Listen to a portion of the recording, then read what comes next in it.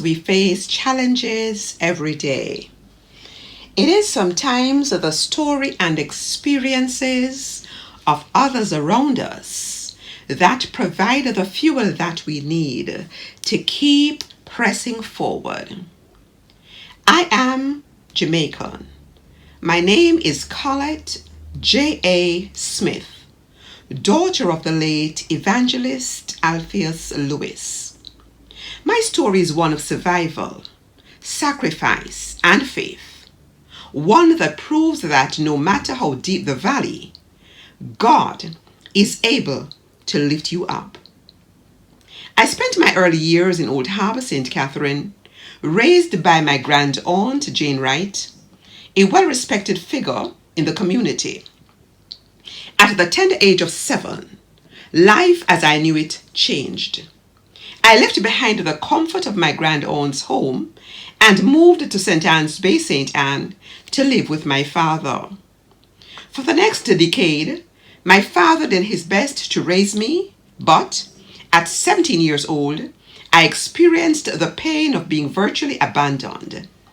Not by my father's choice, he loved us, but by the unfortunate reality that his wife had decided to take everything we owned and my dad back to her village. She left nothing behind except for an old rickety bed and a broken oil stove. And my father, desperate to save his marriage, chose to follow her. That day, I learned what it meant to stand alone.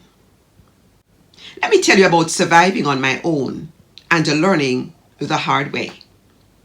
With no safety net and no one to turn to, I had to fend for myself. I took on temporary jobs wherever I could find them, working at the Americana Duty Free in Ocho Rios and later at the St. Anne Parish Council. But it wasn't enough. I needed stability. By God's grace, I secured permanent employment at the Jamaica Telephone Company, which later became known as Telecommunications of Jamaica and now Flow. I finally had a steady job, but life was still far from easy. I got married early, and for the first 11 years of my career and marriage, I worked diligently, saving every penny I could. But the desire to further my education never left me. At 29 years old, I made a life-changing decision. With 2 small children, I returned to tertiary education. This was not easy. For the greater part of my studies, there was no helper, no babysitter, just me. My responsibilities didn't decrease because I wanted an education. If anything, they doubled. At short periods, I had helpers, but unfortunately, my mother-in-law would have none of this. I was still a full-time wife and mother. The household duties fell squarely on my shoulders. Homework, doctor's visits, clinic appointments, cooking, cleaning, sports days, teachers' days, accidents, incidents, and everyday crises were my responsibility. I remember vividly one of the most painful moments of motherhood. One day, while my mother-in-law, who had moved in with us, was with my daughter, she suffered a deep laceration near her hamstring. When I arrived at the hospital, the agony my child endured during suturing was gut-wrenching. As a mother, watching your child in pain is unbearable. But there was no time to break down. I had to be tough. I had to be strong. I had school the following day, and my child needed my attention. That wound healed, and life moved forward. But the daily juggle between family and studies did not get easier. Let's talk about the midnight oil, studying in the dead of night, and seeking to achieve success. There were nights when exhaustion nearly broke me. After a full day of classes, I couldn't afford to linger and socialize with classmates. As soon as I got home, it was straight into mommy mode, cooking, cleaning, helping with homework, and making sure the children were fed, bathed, and asleep. Only after they were tucked in for the night did I start my own studies. But I was determined. I recorded all my class notes and formulae onto TDK cassettes and listened to them while commuting on the bus every morning from St. Anne to Brownstown and every evening on my way back. I had to be extremely frugal. I paid my school fees, covered my transportation, and contributed to the household, all while managing a strict budget. My husband covered the major bills and groceries, but I carried everything else. My objective was to make sure that the family achieved what it needed to achieve at minimal cost. Through sheer willpower and God's strength, I excelled. Despite the sleepless nights and the struggles, I maintained excellent grades. I considered quitting many times, but two people pushed me forward. My mathematics and statistics lecturer, Mrs. Hope Dawson, and my then principal, Mr. James Walsh. They saw something in me that I could not see in myself. After 2 years at the University of Technology Brownstown Community College campus, I was awarded the 2 top academic honors. The final year of my diploma in business administration finance required me to relocate to Kingston. But my husband said no. I had to plead for permission to complete my studies. It took Mrs. Dawson and my husband's aunt, Mrs. Rima Nelson, to convince him. He finally relented, but the household responsibilities still remained mine. Let's talk about the final test. I moved on to Kingston for the final year of my diploma. Over 2 summers, I would complete the bachelor's degree in business administration finance. There was no room for negotiation. During the week of my final exams, I was preparing for my past paper marathons with a study group when I received a phone call. My husband requested that I moved back home immediately. One of the children had a crisis at school. There was no room for negotiation. I had to pack up, leave my dorm, and travel all the way back to St. Anne. For the next 3 weeks, I commuted from St. Anne to Kingston daily, waking up at 5 a.m. to catch the bus from Ocho Rios to Kingston, only to return home in the evenings to cook, clean, and care for the children. I was running on coffee and Pepsi. This is no advertisement for Pepsi, but it helped.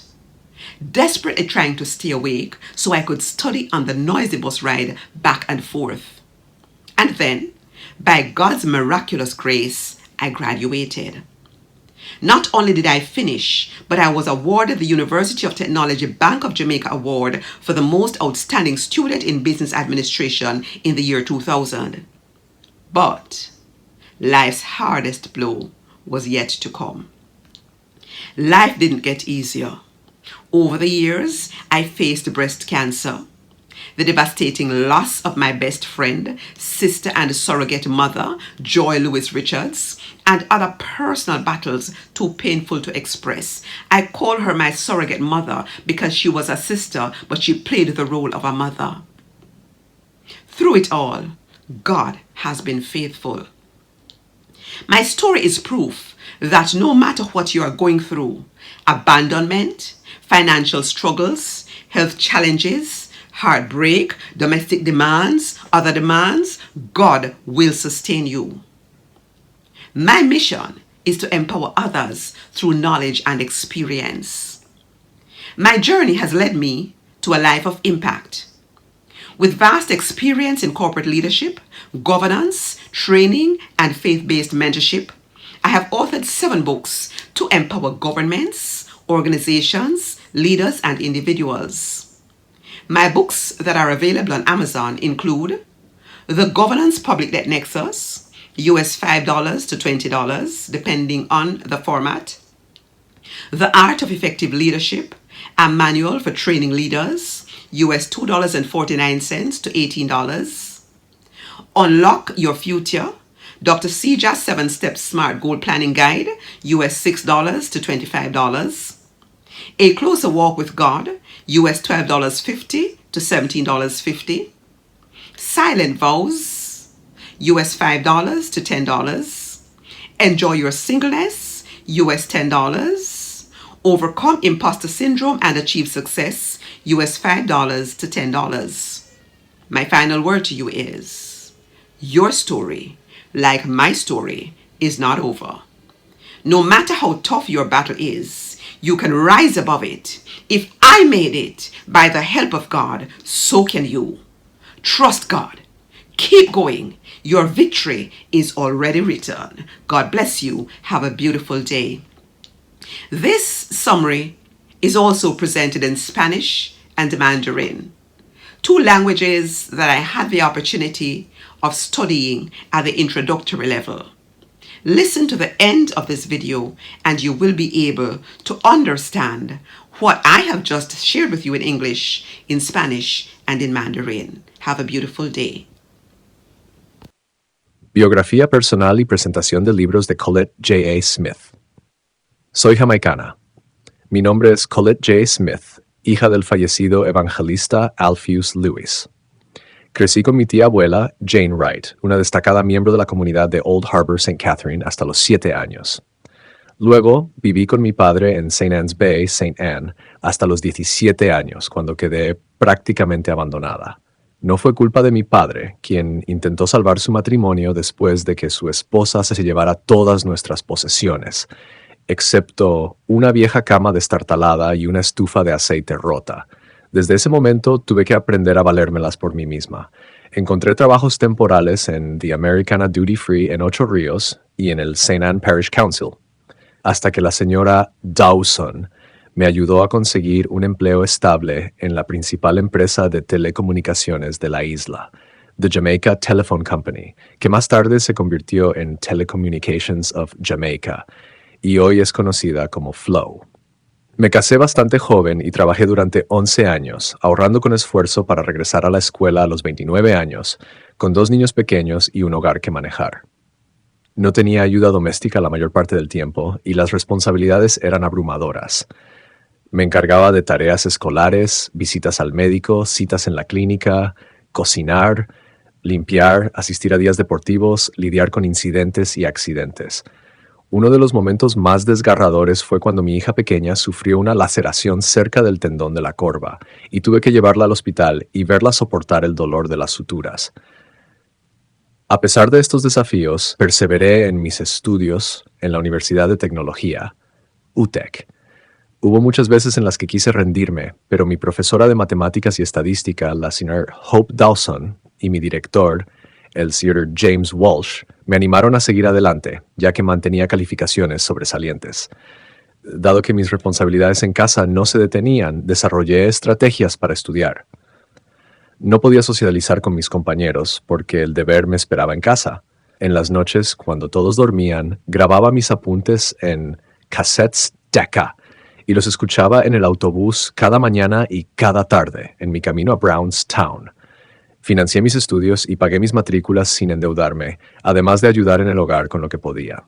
Mientras mi esposo cubría las cuentas y la alimentación, yo administraba un presupuesto sumamente estricto.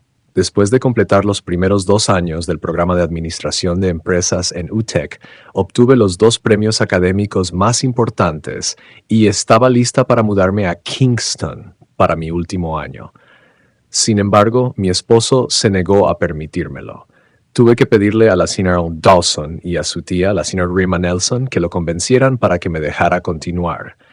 Aceptó, pero todas las responsabilidades del hogar siguieron recayendo sobre mí. Incluso en la semana de mis exámenes finales, cuando debía prepararme con mi grupo de estudio, mi esposo me llamó para que regresara a St. Anne a atender un problema con uno de nuestros hijos en la escuela. Tuve que abandonar Kingston de inmediato, empacar mis cosas, ceder mi espacio en la residencia y viajar con él de regreso a St. Anne. Pero mis exámenes seguían en pie, así que tuve que viajar todos los días, despertando a las 5 a.m. para ir a Kingston a presentar los exámenes y luego regresar a casa a atender mis responsabilidades. Viví a base de café y Pepsi durante esas 3 semanas, estudiando en el autobús lleno de ruido.